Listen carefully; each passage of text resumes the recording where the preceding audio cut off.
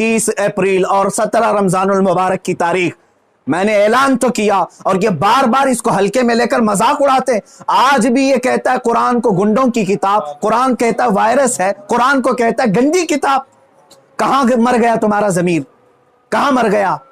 मुसलमानों, मैं अब आपसे कहता हूं, इस तारीख को मेरे 3 ही ऐलान होंगे।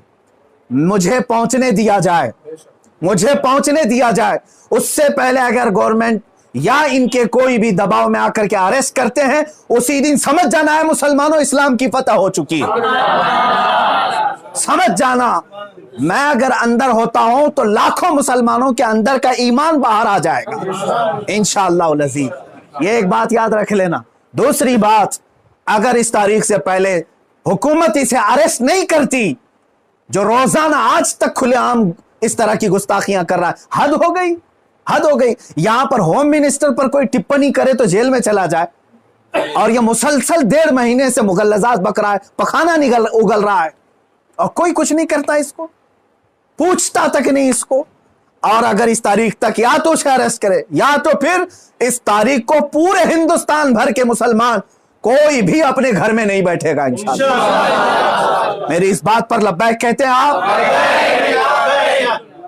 आप सुन लें, इसलिए कि अब यहां पर हमारी जमीन जायदाद का मसला नहीं है। ये मत समझ लेना या जमीन मांगने के लिए आ रहे हैं, हुकूक मांगने के लिए आ रहे हैं। अरे मियां, अब तो हमारे जड़ की बात आ गई है।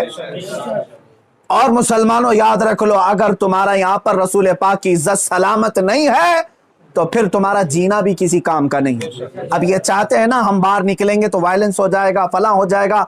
हम ये नहीं चाहते फसाद हो जाए, इसीलिए तो बार बार गुहार लगा रहे हैं हुकूमत को, बार बार कह रहे हैं फसाद की जड़ को अंदर करो, उसे भौंकने से रोको।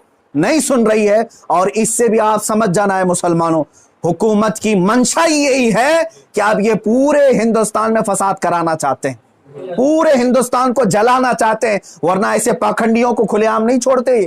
ये पूरी की पूरी प्लानिंग के साथ कर रहे हैं। इसलिए मुसलमानों, आज तुम्हारे इम्तिहान का वक्त है, आज तुम्हारे इम्तिहान का वक्त है। आज अगर तुम अपने घरों में चूड़ियां पहन करके बैठे रहे, याद रख लेना, बाद में आने वाली नस्लें तुम्हारे मुंह पर थूकेंगी, तुम्हारे कब्रों पर ईंट पत्थर मारेंगी। इसलिए कि ये नबी का गद्दार है, रसूल पाक पर भोंकने वाले को भी ये पूछ नहीं सका। तुम्हारी नस्लें बाद में तुम्हें याद करेंगी इस तरह से। याद रख लेना, ये तारीख यौम बद्र की जो आएगी, यौमुल फुरकान 17 रमजान की, उस दिन हर मुसलमान का कलेजा दहल जाना चाहिए।